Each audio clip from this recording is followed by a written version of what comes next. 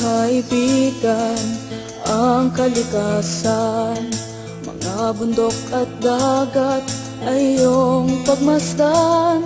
Pawang paninira ang iyong makikita at pagyurak sa kanilang ganda.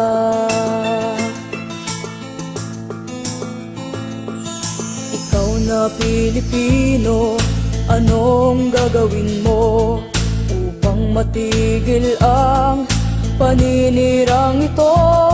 Huwag ipagwalang bahala ang inang kalikasan, pagkat ito'y ating kinabukasan.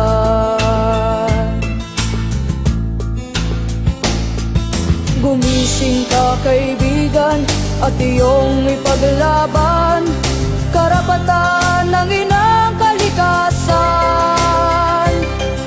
Pigilan ang mga ganit na hayagang gumagahasa sa kabundukan.